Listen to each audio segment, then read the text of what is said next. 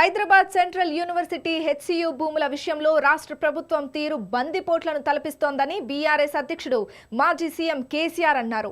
వందలాది బుల్డోజర్లను రంగంలోకి దించి యూనివర్సిటీ భూమిలో విధ్వంసానికి పాల్పడడం రేవంత్ మనస్తత్వానికి అద్దం పడుతోందని విమర్శించారు.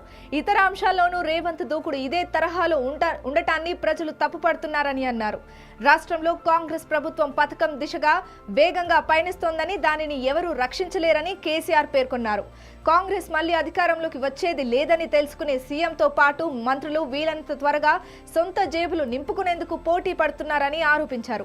ఇది కాంగ్రెస్ ప్రభుత్వ పతనానికి దారితీస్తుందని చెప్పారు. బుధవారం ఎర్రవల్లి నివాసంలో ఉమ్మడి మెదక్, నిజామాబాద్ జిల్లాలకు చెందిన బీఆర్ఎస్ ముఖ్య నేతలతో కేసీఆర్ భేటీ అయ్యారు. ఈ నెల 27న వరంగల్లో నిర్వహించే బీఆర్ఎస్ రజతోత్సవ సభ ఏర్పాట్లు, దేశ రాష్ట్ర రాజకీయ పరిస్థితులపై ఈ సందర్భంగా ఆయన కీలక సూచనలు చేశారు.